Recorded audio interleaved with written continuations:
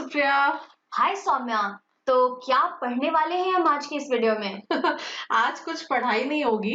आज बस हम ये देखेंगे कि जो सीबीएसई वालों ने रिवाइज सिलेबस दिया है ये कोरोना क्राइसिस की वजह से, उसमें क्लास 9th के साइंस के सिलेबस में क्या-क्या चेंजेस आए हैं, क्या-क्या टॉपिक्स हैं जो अब बच्चों को नहीं पढ़ने पड़ेंगे और टीचर्स को नहीं पढ़ाने पड़ेंगे। हाँ, टॉपिक्स कम हो गए, जल्दी बताओ मुझे क्या नहीं पढ़ना है। तो देखो, ये था कोर्स स्ट्रक्चर पहले का। तो यहाँ पर हमारे पास ये 5 यूनिट्स हुआ करती थी और उनके मार्क्स का वेटेज कुछ इस तरह था। लेकिन अब इस साल जो कोर्स स्ट्रक्चर है उसमें ये जो लास्ट के 2 यूनिट्स हैं, इन दोनों यूनिट्स को पूरी तरह हटा दिया गया है। ये जो 4th यूनिट है, इसको कंप्लीटली इंटरनल असेसमेंट के लिए रख दिया गया है और जो फूड वाला चैप्टर है, इसको तो पूरी तरह ही सिलेबस से एलिमिनेट कर दिया गया है। तो अब ये जो नया स्ट्रक्चर है मार्किंग का, वो कुछ इस तरह से है। अरे वाह, 2 यूनिट्स कम हो गए, ये तो काफी सही है। हाँ, तो अराउंड 30 to 35% रिडक्शन तो किया है सीबीएसई वालों ने इस साल। क्या बात है। चलो मुझे एक एक करके बताओ कि हर यूनिट में क्या क्या कम हुआ है और क्या क्या पढ़ना अभी भी बाकी है। अच्छा।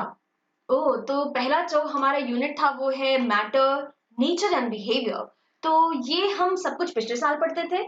हाँ, लेकिन इस साल क्या है, इस साल जो पहला चैप्टर था जहां पर हम मैटर को डिफाइन कर रहे थे और थोड़े से फिजिकल प्रोसेसेस देखते थे, फ्रीजिंग क्या हो गई, इवेपोरेशन क्या हो गया, वो सब अब हमें नहीं पढ़ना है। लेकिन जो बाकी के तीनों चैप्टर्स हैं वो तीनों सीबीएसई वालों ने पूरी तरह रिटेन किया है और ये जरूरी है क्योंकि ये जो तीनों चैप्टर्स है ना, 10th के सारे ही केमिस्ट्री के चैप्टर्स का जो बेस है वो इन्हीं तीनों चैप्टर्स से आता है। मैं थोड़ा-सा दुखी हूँ कि मुझे ये जो डेफिनेशन ऑफ मैटर है ये काफ़ी स्कोरिंग लगता था क्योंकि सारे डेफिनेशंस एंड ऑल हुआ करते थे हाँ, इसमें। स्कोरिंग ज़रूर था, पर बच्चे तो पढ़ ही सकते हैं, बुक्स तो हैं ही हाँ, उनके हाँ। पास। और अब हम देखते हैं कि सेकंड यूनिट क्या है हमारा।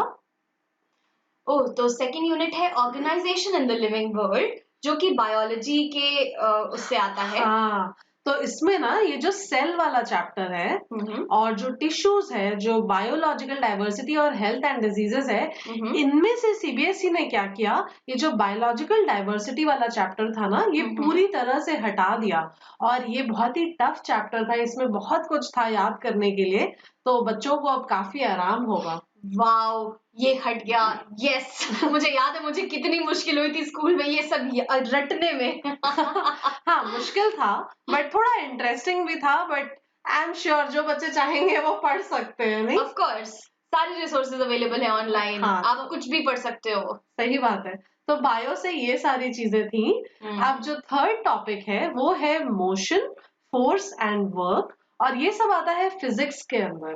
तो हुँ। फिजिक्स तो हम जैसे कि जानते हैं सारे ही टॉपिक्स इम्पोर्टेंट है, सारे ही हमारे रियल लाइफ सिनेरियो में हम देखते हैं। वही तो मैं सोच रही हूँ कि आखिर सीबीएसई ने क्या हटाया होगा इसमें से? तो सीबीएसई ने क्या किया, सीबीएसई ने ये जो फ्लोटेशन वाला पार्ट था हाँ, ये हाँ। पूरी तरह हटा दिया, तो आर्किमिडीज ओह! साहब थोड़े से दुखी होंगे कहीं ना कहीं।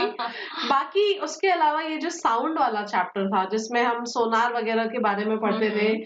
ह्यूमन ईयर कैसे काम करता है वो सब पढ़ते थे, वो चैप्टर भी सीबीएसई वालों ने हटा दिया है। हुँ। और इन्होंने जो चैप्टर्स अभी रखे हैं, motion, laws of motion, gravitation, work, power, energy, ये सब बच्चों को 11th क्लास में बहुत काम आता है। हाँ, हाँ, ये सारे बहुत फाउंडेशनल टॉपिक्स हैं और ये सारे रिटेन किए हैं, ये अच्छी बात है और 11th में आगे जाके फ्लोटेशन और साउंड पे भी कुछ ना कुछ डिस्कशन ज़रूर होता है, तो हाँ, वहाँ तो पढ़ ही सकते हैं। बिल्कुल सही बात। और फिर जैसा कि मैं बता चुकी हूँ, जो यूनिट 4 है आर एनवायरनमेंट का, ये यूनिट पूरी तरह से इंटरनल असेसमेंट के लिए रख दिया गया है। और सबसे नीचे ओह! देखो सुप्रिया क्या लिखा है कि this portion is not to be assessed in the year end examination. तो जो बच्चों का एनुअल एग्जाम होगा उसमें इससे हुँ। कोई क्वेश्चन नहीं आएगा, बट टीचर क्या कर सकते हैं, टीचर बच्चों को कुछ इंटरनल असाइनमेंट दे सकते हैं और उसके बेसिस पर उनकी ग्रेडिंग हो सकती है for this unit. But final exam में बच्चों को परेशान होने की जरूरत नहीं है क्योंकि ये चैप्टर नहीं आने वाला ओके, है। मुझे अच्छी तरह समझ में आ गया है कि क्या रहेगा, क्या जाएगा और मुझे उम्मीद है कि हमारे बच्चों को भी समझ आया होगा ये। हाँ, और ना जो 5th यूनिट है, हाँ हाँ, फूड।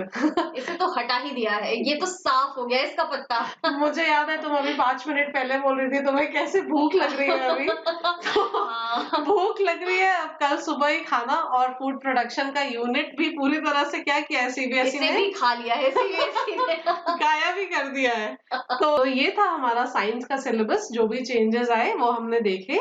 बाकी जो चीजें अभी नहीं है सिलेबस में, जो बच्चे हैं अगर चाहें वो पढ़ भी सकते हैं। ऑफ कोर्स, और अगर आपको जानना है कि क्लास 10th के मैथ और साइंस में क्या होता है और क्लास 9 के मैथ में क्या होता है, तो डिस्क्रिप्शन में हमने लिंक डाल रखे हैं, आप उनके सिलेबस रिडक्शन के बारे में भी वहां पर पढ़ सकते हैं। अच्छा सौम्या, मुझे ये तो अच्छे से समझ में आ गया कि सीबीएसई ने क्या-क्या सिलेबस कम किया है और मुझे बच्चों को क्या-क्या पढ़ाना है और बच्चों को क्या-क्या पढ़ना है। हाँ, लेकिन मैं ये भी जानना चाहूंगी तुमसे कि आखिर लैब टर्टल है क्या, और इसके बारे में मैं और क्या-क्या समझ सकती हूँ और बच्चों को क्या-क्या बता सकती हूँ अपने। तो सुप्रिया, लैब टर्टल में हमारे पास फ्री वेबिनार्स हैं बच्चों के लिए। वेबिनार मतलब ऑनलाइन इंटरैक्टिव क्लासेस, जो कि हम 9th और 10th के बच्चों के लिए मैथ्स और साइंस में करते हैं। और हम इसके लिए कुछ भी चार्ज नहीं करते, ये बिल्कुल ही फ्री ऑफ कॉस्ट है। तो इस कोरोना के सिचुएशन में जब बच्चे घर पे पड़े हुए हैं, वो आराम से इन वेबिनार्स का फायदा उठा सकते हैं और अपनी पढ़ाई अच्छी तरह से कंटिन्यू कर सकते हैं। इसके साथ-साथ अगर कुछ बच्चों को पर्सनल लेवल पे हेल्प चाहिए, तो मैथ, साइंस में हम उनकी हेल्प करते हैं। अगर किसी बच्चे को करियर काउंसलिंग चाहिए, उसे समझ नहीं आ रहा मैं कैसे पढ़ूँ, मैं आगे जाके क्या करूँगा, उसके लिए भी हम थोड़ा गाइडेंस देते हैं। उसके साथ-साथ अगर उनके पास कुछ रिसर्च आइडियाज़ हैं, उन्हें मेंटरिंग प्रोवाइड करते हैं। फिर हम स्कूल्स या टीचर्स को भी टेक सपोर्ट देते हैं, जिससे कि वो इस ऑनलाइन एजुकेशन के सिनेरियो को प्रॉपरली यूटिलाइज कर सकें और अपने बच्चों को अच्छी तरह से पढ़ा सकें। और इसके साथ साथ हम स्टूडेंट्स के लिए कुछ असेसमेंट टेस्ट भी करते हैं, और जिससे उन्हें पता चले कि उनकी नॉलेज जो है या वो जो पढ़ रहे हैं वो उनके लिए कितना काम आ रहा है, वो कैसे इम्प्रूव कर रहे हैं। तो ये हमारे कॉन्टैक्ट डिटेल्स हैं। अगर किसी भी बच्चे को या किसी भी टीचर स्कूल को हमारी ज़रूरत है, तो वो हमें यहाँ पर कभी भी कॉन्टैक्ट कर सकते हैं। अरे वाह, ये तो काफी हेल्पफुल है। मैं ये सबको बताने वाली हूँ अपने सारे फ्रेंड्स को, और बहुत सारे बच्चे तुम्हारे ये फ्री वेबिनार्स ज्वाइन करके बहुत सारा फायदा उठा सकते हैं। Thank you Supriya. Bye bye people. Bye.